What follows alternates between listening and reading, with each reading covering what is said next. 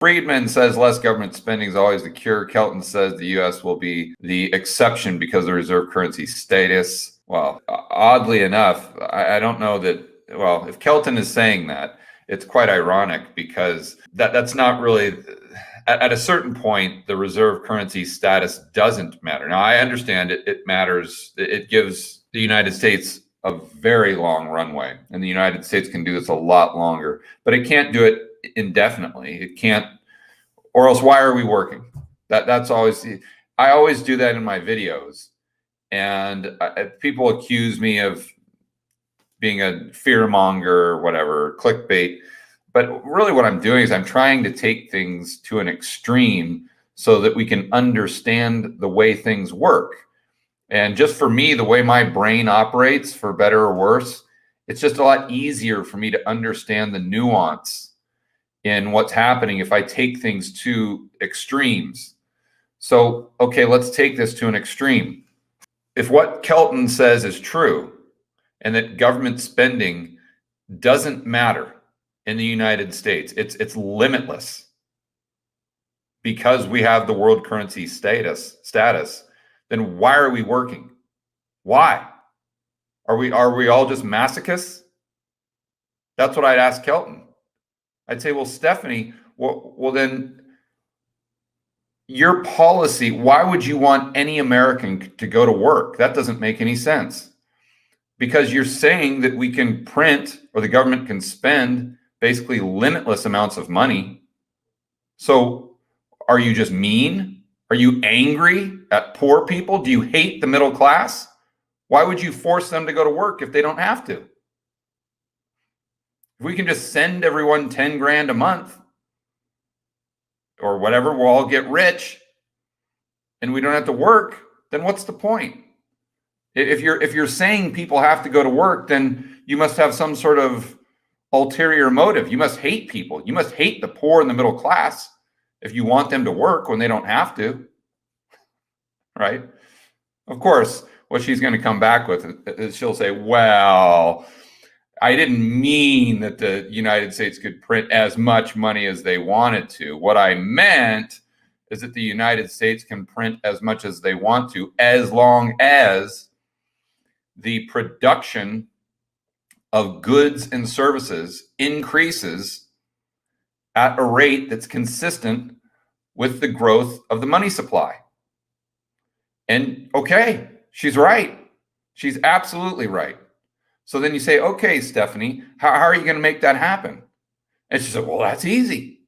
What we're going to do is whatever the unemployment rate is, we're just going to spend enough money to create government jobs to get the unemployment rate down to what is effectively zero, down to zero. So let's just say that real unemployment right now is 10%. I would argue it's higher, but let's just say that it's 10%. So Ms. Kelton would come in and say, okay, we just need to spend another 10 trillion a year, whatever the number is, to employ those, however many people. Let's say it's 10 million people or something like that, right? So that's how much we have to spend. And we're just going to create government jobs for these people to produce. Really? Because if I look at the history of government, I don't see a lot of efficient productivity.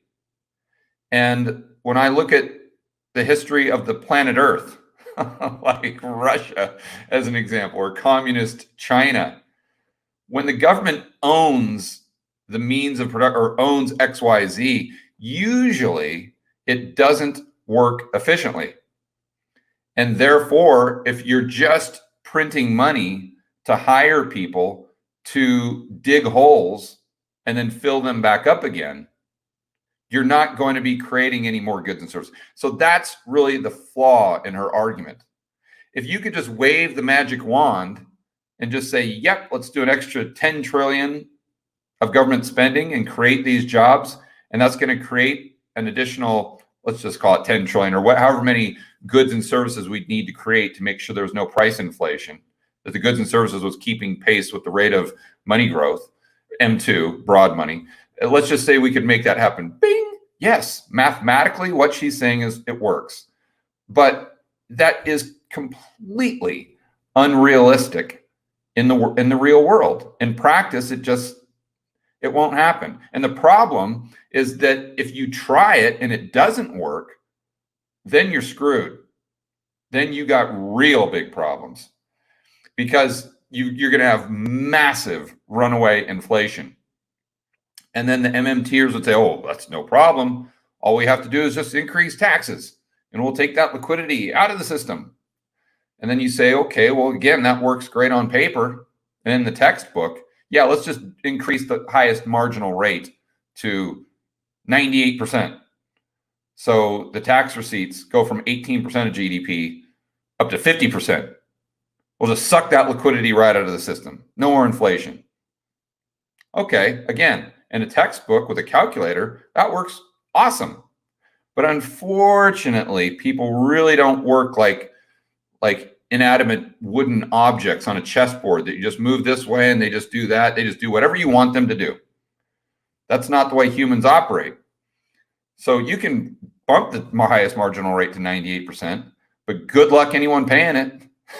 So if they don't pay it, who cares? You're not sucking the liquidity out of the system. And if you look at tax receipts as a percentage of GDP, take a look at a chart. Go all the way back to the 1940s. So you can see when the highest marginal rates were 90%, and you can see when the highest marginal rates were 25%. And look what happens to tax receipts as a percentage of GDP. Goose egg, zero, nada. Regardless of what the highest marginal rate is, receipts, revenue stays about 18% GDP. You may say, oh, it's because those darn rich people, I hate them. We shouldn't allow them to get away with it. Fine. That's great. You can have that opinion. But it doesn't change the fact of the matter. And that's that you jack it so high and people won't pay it. And you may say that's right, wrong, disgusting. It doesn't matter. It is what it is. So again, this whole MMT thing and the way that Kelton lays it out, it sounds great. And mathematically, it works. It absolutely does. The problem is in real life, it doesn't work, and it'll exacerbate the problems we currently have. Listen, our problem isn't that we don't have big enough government. That's not our problem. Trust me. The problem is government is too big. It's not that it's too small. Like, who could really argue that? I mean, think about that. Someone going on CNBC like Kelton. See, she can't phrase it this way, because when you say it literally out loud, what she's actually proposing, it sounds ridiculous. Like, no one's going to buy that. So they have to put this cute spin on it to make it seem like it's not only plausible, it's like, duh, why didn't we just think of that before? Of course the U.S. isn't constrained by how much money they can spend. But when you say it out loud, what she's saying is our problem with the private sector, the problem with the private economy, the reason the private sector isn't producing enough goods and services to actually grow the economy is because government is just too small. If we only had bigger government, well, then the private sector would be booming.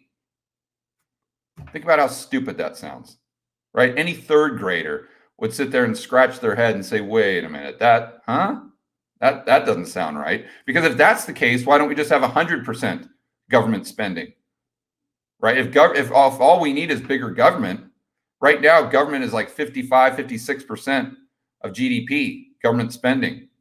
So why not take it to 70? Why not 80? Why not 90? Why not have GDP 90% government spending?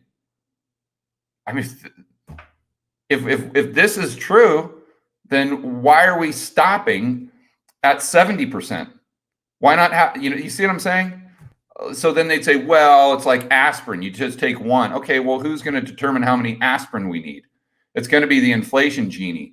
And she's coming out of the bottle. She's going to give Kelton and Mosler the middle finger. And then she's going to wreak havoc on the entire U.S. economy, a la 1970s, if we do this. And again, I don't want to be disrespectful to Kelton and Mosler, because I think they're really, really smart people, and they understand things a lot better, in my opinion, than a lot of them do.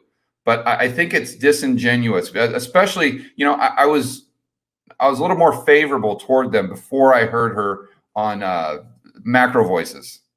And I don't know if she couldn't get into some of the nuance of her argument because she's kind of angling for a political position, or I don't know, something at the Fed.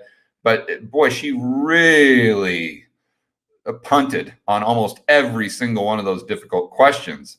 And when people punt like that, and when they won't answer questions directly and they're trying to squirm out of them, you know that, okay, they probably understand the flaw in their philosophy, and they just can't admit it because that's who they are. That she's the MMT gal, he's the MMT guy. So it's your total, it's your brand.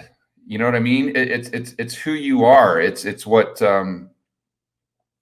So I don't know. I don't want to go too far off on a tangent here, which I've already done. But that's my take on the whole MMT thing.